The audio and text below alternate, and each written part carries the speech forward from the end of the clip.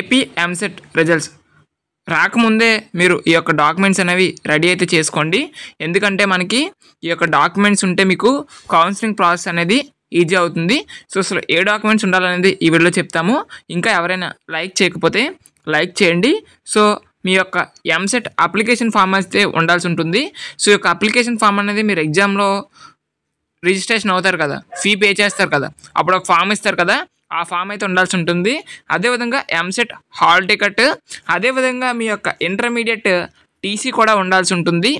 అదేవిధంగా study certificates ఉంటాయి కదా, అవి 6th క్లాస్ నుంచి 10th క్లాస్ వరకు, అదేవిధంగా ఇంటర్మీడియట్ స్టడీ సర్టిఫికేట్ కూడా ఉండాల్సి అయితే ఉంటుంది. ఫార్మసీ కాలేజెస్ గురించి మీరు వెతుకుతూ ఉంటే సో శస్త్ర కాలేజ్ అనేది one of the top most colleges in Andhra Pradesh అనమాట. ఒకవేళ కనుక మీకు ఈ కాలేజ్లో జాయిన్ అవ్వడం ఇంట్రెస్ట్ ఉంటే మీరు స్క్రీన్ మీద డిస్ప్లే అవుతున్న నెంబర్కి అయితే కాంటాక్ట్ అవ్వండి. సో ఈ కాలేజ్లో బీ ఫార్మసీతో పాటు డిప్లొమా ఇన్ ఫార్మసీ, అదేవిధంగా బీఎస్సీ నర్సింగ్, అదేవిధంగా ఫిజియోథెరపీ కోర్సెస్ కూడా అవైలబిలిటీగా ఉన్నాయి.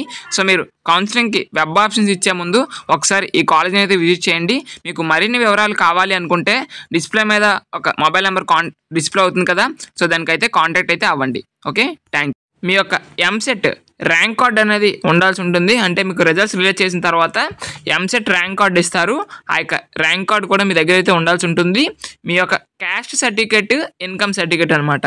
ఈ యొక్క క్యాస్ట్, ఇన్కమ్ సర్టిఫికేట్స్ ఏవైతే ఉన్నాయో అవి రీసెంట్గా అంటే 2 years తర్వాత, అంటే 2 years ముందు చేసుకుంది కాకుండా, అంటే మీకు ఇది 2023లోని కనుక, లేదా 2024 లేదా 2025లో కనుక చేసుకున్న ఇన్కమ్ క్యాస్ట్ సర్టిఫికేట్లు అయితే ఉండాలి.